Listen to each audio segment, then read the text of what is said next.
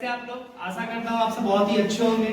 चलिए आज स्टार्ट करेंगे हम मध्यकाल इतिहास का एक नया टॉपिक सल्तनत का। कौन सा काल? सल्तनत का।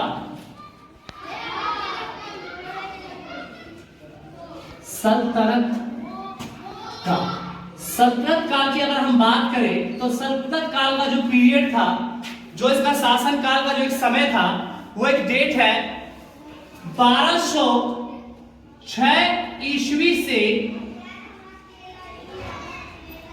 1526 ईस्वी तक। सल्तनत काल का जो टाइम पीरियड है 1206 ईस्वी से लेके और 1526 ईस्वी तक। 1526 ईस्वी भारत में मुगल आ जाएंगे, उसके बाद मुगल काल स्टार्ट हो जाएगा। चलिए सल्तनत काल में जिस वंश ने शासन किया, राज किया, उसके बारे में हम सब जानते हैं। सबसे पहले सल्तनत काल के बारे में बात करें तो सबसे पहला जो वंश था, जिस वंश का नाम था दास वंश। क्या नाम था? दास वंश। इसको दास वंश के नाम से भी जाना जाता था, गुलाम वंश के नाम से भी जाना जाता था और ममलुक वंश के नाम से भी जाना जाता था। ममलुक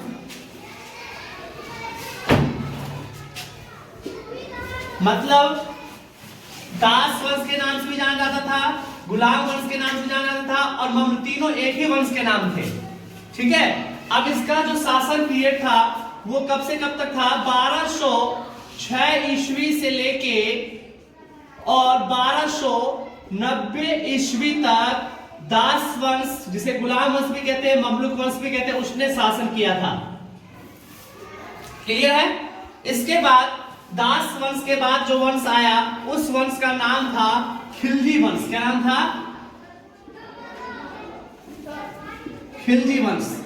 खिलजी वंश का जो टाइम पीरियड था शासन काल का, वो 1290 ईस्वी से लेके 1320 ईस्वी तक। 1290 ईस्वी से लेके 1320 ईस्वी तक खिलजी ने क्या किया? शासन। क्या क्या खिलजी ने क्या किया? शासन। उसके बाद आया तुगलक वंश। कौन सा आया? तुगलक वंश। तुगलक वंश का जो शासन पीरियड था वो 1320 ईस्वी से लेके 1414 ईस्वी तक। तुगलक वंश कब से कब था? 1320 ईस्वी से लेके 1414 ईस्वी तक। उसके बाद चौथा जो वंश था, जिस वंश का नाम था सैयद वंश। सैयद वंश का जो कार्यकाल था वो 1414 ईस्वी से लेके और 1451 ईस्वी तक। 1451 ईस्वी तक। उसके बाद सल्तनत काल का सबसे अंतिम वंश था, जिसका नाम था लोधी वंश। क्या नाम था? लोधी वंश। लोधी वंश का जो कार्यकाल था 1451 ईस्वी से लेके और 1526 ईस्वी तक। 1526 ईस्वी में ही बाबर भारत आता है और इब्राहिम लोधी को हराकर और मुगल वंश की स्थापना करता है 1526 में। जैसा कि मैंने बताया कि सल्तनत काल की जो स्टार्टिंग होती है वो 1206 ईस्वी से लेके 1526 ईस्वी तक होती है। इसमें जो वंश राज करते हैं वो है आपके दास वंश, खिलजी वंश, तुगलक वंश, सैयद वंश और लोधी वंश। जैसे कि मैं बात करूं दास वंश के बारे में, तो दास वंश को गुलाम वंश भी कहा जाता है, ममलुक वंश भी कहा जाता है। दास वंश का जो टाइम पीरियड था 1206 ईस्वी से लेके 1290 ईस्वी तक। खिलजी वंश का टाइम पीरियड था 1290 ईस्वी से लेके 1320 ईस्वी तक। अगर तुगलक वंश की बात करें 1320 ईस्वी से लेके 1414 तक। सैयद वंश की बात करें 1414 ईस्वी से लेके 1451 ईस्वी तक। और लोधी वंश की बात करें तो 1451 ईस्वी से लेके 1526 ईस्वी तक। अब इस वंश के अंदर कौन कौन से राजा आए और किस किस राजा ने भारत के लिए क्या किया, उस वंश के लिए क्या किया, उसके बारे में हम डिटेल से जानेंगे। अब जो हमारा टॉपिक आएगा जिसका नाम है दास वंश, जिसे बोलते हैं गुलाम वंश, इसमें कौन कौन से राजा है उसके बारे में हम सब जानते हैं।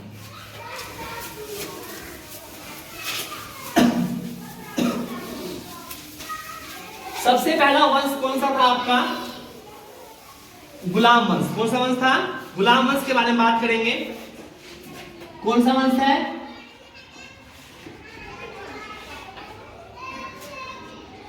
गुलाम वंश क्या? दास वंश। इसका टाइम पीरियड 1206 से लेके 1290। अब इसमें राजा कौन कौन है उसके बारे में जानते हैं बढ़िया से। सबसे पहले गुलाम वंश की जो स्थापना भारत में करने वाला अगर कोई शासक था तो वो था कुतुबुद्दीन ऐबक। कौन था? कुतुबुद्दीन ऐबक, जो मोहम्मद गौरी का दास था। मोहम्मद गौरी के दास होने के कारण इसने भारत के ऊपर शासन किया था, लाहौर को अपनी राजधानी बनाई थी, वहां शासन किया था, इसलिए इस वंश को दास वंश कहा जाता है। इसका जो टाइम पीरियड था जिसने शासन किया था 1206 ईस्वी से लेके 1210 ईस्वी तक इसने शासन किया। क्लियर है? कुतुबुद्दीन ऐबक के बाद इसके बेटे आए जिसका नाम था आराम शाह।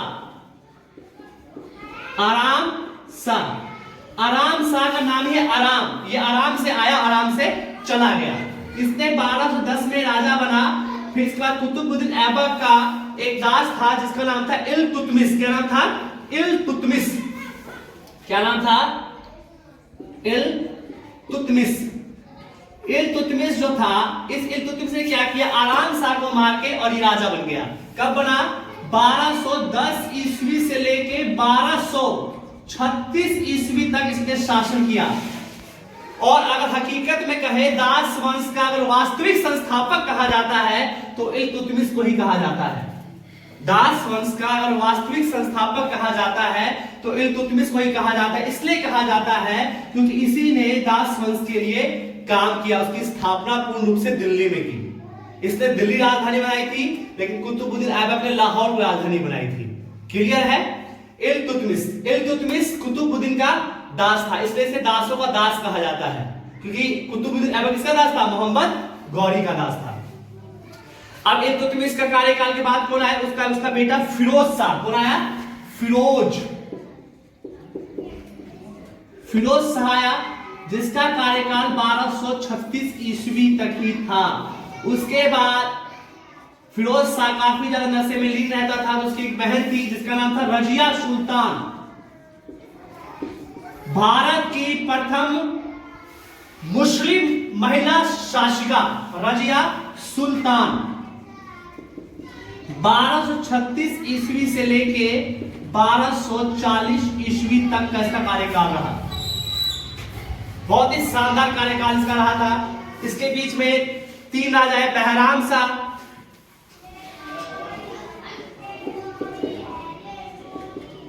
बहराम शाह, उसके बाद बहराम शाह के बाद आए अलाउद्दीन मसूद,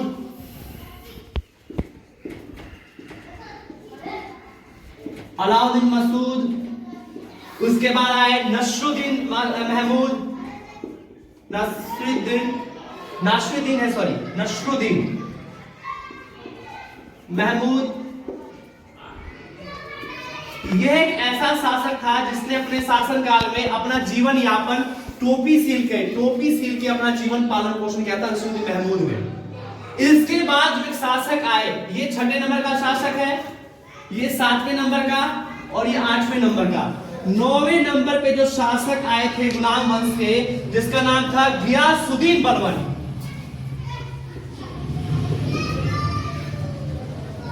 गियासुद्दीन बलबन, इसने 2 साल शासन किया था, इसने 4 साल शासन किया था। और इसने जो शासन किया था वो 1240 से लेके 1266 तक शासन नसरुद्दीन महमूद ने किया था। और 1266 से लेके और 1287 तक जो शासन किया था बलबन ने। बलबन के चेहरे पे कभी भी हंसी नहीं आई थी, ये ऐसा शासक था बलबन। और बलबन के बाद आया था केकूबाद। कौन आया था? केकूबाद। और 10वां नंबर शासक था। 11वें नंबर का शासक जो था वो था तुम्हारा क्यूमर्स। क्या नाम था? अच्छा, केकूबाद का जो कार्यकाल था वो 1287 से लेके 1290 और इसका 1290। इसी क्यूमर्स को जलालुद्दीन खिलजी मार के और फिर वो अपना खिलजी वंश का स्थापना करता है। मैं फिर से रिपीट करता हूँ, गुलाम वंश में सबसे पहले शासक कौन थे? कुतुबुद्दीन ऐबक। कुतुबुद्दीन ऐबक के बाद कौन आए? आराम शाह। आराम शाह के बाद इल्तुतमिश। इल्तुतमिश के बाद फिरोज शाह। फिरोज शाह के बाद रजिया सुल्तान। उसके बाद बहराम शाह, फिर अलाउद्दीन मसूद, फिर नसरुद्दीन महमूद, फिर गियासुद्दीन बलबन, फिर केकुकाबाद, फिर क्यूमर्स। अब इन सबके कार्यकाल के बारे में बात करें तो सबसे पहले कार्यकाल कुतुबुद्दीन ऐबक का जो कार्यकाल था वो 1206 से 1210, आराम शाह का 1210, इल्तुतमिश का 1210 से 1236, फिरोज शाह का 1236, रजिया सुल्तान भारत की प्रथम महिला मुस्लिम शासिका 1236 से 1240, बहराम शाह 1240 से 1242, अलाउद्दीन मसूद 1242 से 1246 और 1246 से नसरुद्दीन महमूद था। यहाँ 40 लिखा क्योंकि इसके कार्यकाल ज्यादा इंपॉर्टेंट नहीं थे। गियासुद्दीन बलबन का 1266 से 1287, उसके बाद क्योंकि 1287 1290, फिर क्यूमर्स 1290। इस प्रकार से गुलाम वंश में कुल 11 शासक थे जिसने 1206 से लेके 1290 तक भारत के ऊपर शासन किया। गुलाम वंश का संस्थापक कहा जाता है कुतुबुद्दीन ऐबक को, लेकिन अगर वास्तविक संस्थापक कहा जाए तो कहा जाता है इल्तुतमिश को। और एक सबसे जो जिसने कभी चैनल में हंसी नहीं आई उस पीरियड में वो शासक था जिसका नाम था बलबन। आज के लिए इतना ही। जय हिंद।